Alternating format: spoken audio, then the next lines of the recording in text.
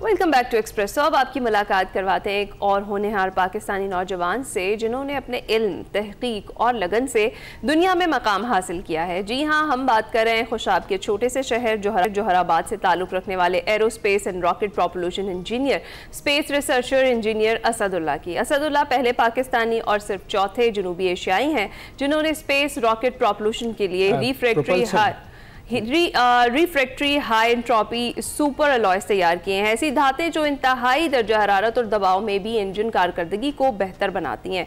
2025 में international astronautical Congress Sydney Australia में उन्हें आलमी सतह पर तस्लीम किया गया और इंटरनेशनल एरोस्पेस कॉन्फ्रेंस में आला एजाज से नवाजा गया। और असदुल्ला डॉक्टर अब्दुल सलाम के बाद इस प्लेटफॉर्म पर पहचान हासिल करने वाले दूसरे पाकिस्तानी हैं। असदुल्ला आज बरतानिया में मुकीम है और दुनिया की बड़ी aerospace companies Rolls Royce UK और एयरबस यूरोप के साथ जदीद रॉकेट इंजीनियर और स्पेस मिशन मटीरियल्स पर तहकीक की क़यादत कर रहे हैं। उनकी तहकीक को आज ऑक्सफोर्ड और कैम्ब्रिज यूनिवर्सिटीज़ के निसाब में शामिल कर लिया गया और उनके जो तहकीकी मकाले हैं दुनिया भर के रिसर्चर्स के लिए हवाला बन चुके हैं। आने वाले दिनों में वो रोम में होने वाली बैनुल-अक़वामी कॉन्फ्रेंस इटालियन स्पेस एजेंसी के इश्तराक से अपनी तहकीक पेश करेंगे और नासा की खुसूसी दावत पर अगले साल स्पेस मटीरियल्स और मुस्तक़बिल की प्रोपल्यूशन टेक्नोलॉजीज पर लेक्चर भी देंगे। मजीद एरोस्पेस इंजीनियर असदुल्ला से उनकी कामयाबी के सफर के जानते हैं। असदुल्ला हमारे साथी हैं, बहुत शुक्रिया असदुल्ला हमें ज्वाइन करने के लिए। कैसे आप? जज़ाकल्लाह, thank you so much. Asadullah, पहले तो कांग्रेचुलेशंस, आप दूसरे पाकिस्तानी हैं जो इस मकाम तक पहुंचे हैं और लोग अब शनाख्त भी कर रहे हैं, आपके काम को एक्नॉलेजमेंट मिल रही है, लेकिन एक लंबा और तवील सफर होगा इसके लिए जो आपने तय किया है। आप अपनी शुरुआत का बताइएगा। जी बिल्कुल, जब मैं इधर यूनाइटेड किंगडम में आया था और एरोस्पेस और एस्ट्रोनॉटिक्स के ऊपर रिसर्च स्टार्ट की थी, तो मेरे जो प्रोफेसर हैं ग्रीस से कॉन्स्टेंटिनोस, उन्होंने मुझे ये opportunity the. They saw something in me and they let me to do a project with Rolls-Royce, and I started doing the project of refractory high entropy superalloys with Rolls-Royce and Airbus, which is actually on site, and I started doing the research on it। और इसके बाद जो है जब project शुरू किया उस time 2 alloys use होते थे, निकल बेस्ड अलॉयज होते थे जिसको हम कन्वेंशनल अलॉयज कहते हैं। और जब ये अलॉयज यूज़ होते थे तो इनकी जो मैक्सिमम टेम्परेचर कैपेबिलिटी है वो 2000 डिग्री सेंटीग्रेड तक जाती थी।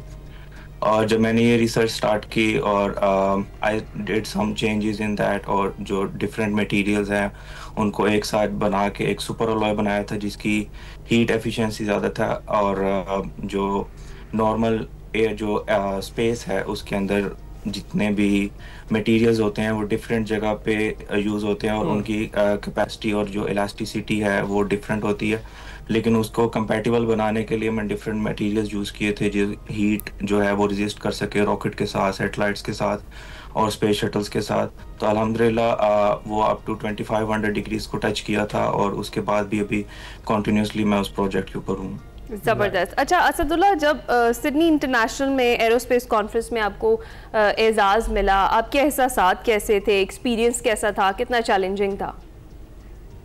ऑब्वियसली काफ़ी चैलेंजिंग होता है जब आप डिफरेंट स्पेस एजेंसीज और डिफरेंट रिसर्चर्स के साथ compete कर रहे होते हैं। और मुझे काफ़ी सपोर्ट थी अपने सेक्टर की तरफ, रोल्स रॉयस की तरफ से, और उसके अलावा जो मेरी यूनिवर्सिटी है क्रैनफील्ड यूनिवर्सिटी यूके, उनकी तरफ से मुझे काफ़ी सपोर्ट थी इस बारे में। और ये जो रिसर्च होती है ये different through out the world जितने भी रिसर्चर्स होते हैं, जिसमें नासा के रिसर्चर्स हैं, एस्ट्रोनॉट्स हैं, या थ्रू आउट जितने भी वर्ल्ड के रिसर्चर्स हैं फिज़िक्स में, स्पेस में, एरोस्पेस या सैटेलाइट्स के रिलेटेड, उनकी रिसर्च जो एक पीयर रिव्यू जितने भी ग्रेट साइंटिस्ट हैं उस बोर्ड मीटिंग के अंदर होते हैं, उस रिसर्च के आपको रिव्यू करते हैं और उसके ऊपर बुलाते हैं। मेरे ऊपर ऐसा जितना कोई दबाव नहीं था, लेकिन मैंने हमेशा से अपनी रिसर्च और अपने काम के ऊपर फोकस किया है और रिजल्ट्स आपको फिर उसी दौरान मिलते हैं।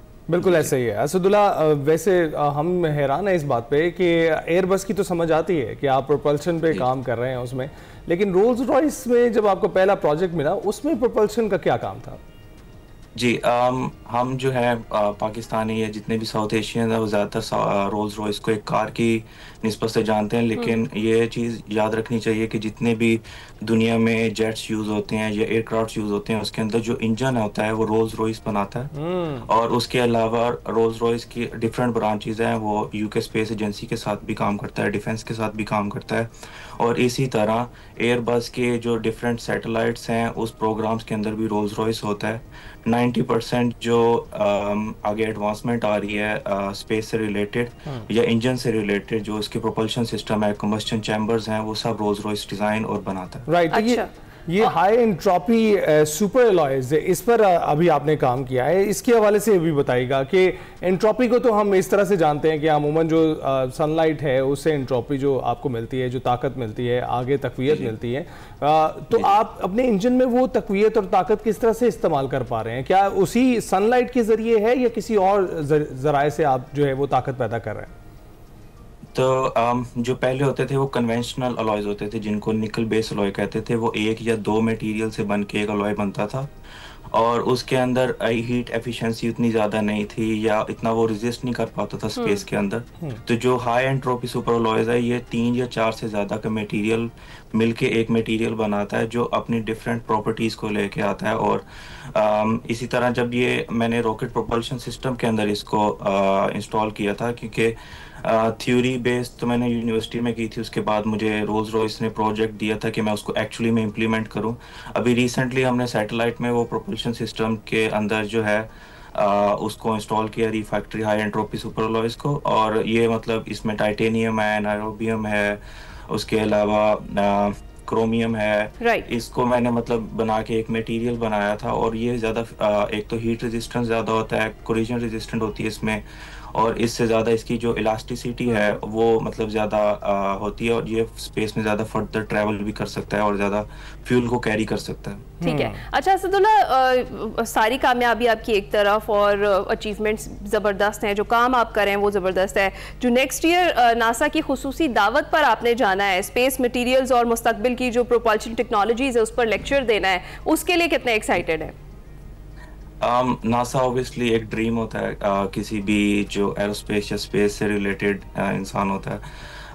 इनके जो डायरेक्टर है, मुझे एस्ट्रोनॉटिकल कांग्रेस के बाद उन्होंने अप्रोच किया था और दे वांट माय रिसर्च, तो मैंने वो उनको भेजी थी। तो उनके बाद मुझे उनका ईमेल आया था कि they want me in next year in March कि मैं वहाँ पे आऊँ। उसके अलावा नासा के अलावा बताता चलूँ तो नेक्स्ट मंथ नवंबर में इटालियन स्पेस एजेंसी ने बुलाया मुझे, और इसके अलावा दिसंबर के स्टार्ट में मैं एम्स्टर्डम में भी मुझे बुलाया गया, और जनवरी में पेरिस में बुलाया गया रिसर्च प्रेजेंट। बिल्कुल Asadullah, thank you very much हमसे बात करने के लिए, and be sure of that कि आपकी जो भी कामयाबियां होंगी हम अपने नाज़रीन तक पहुंचाते रहेंगे।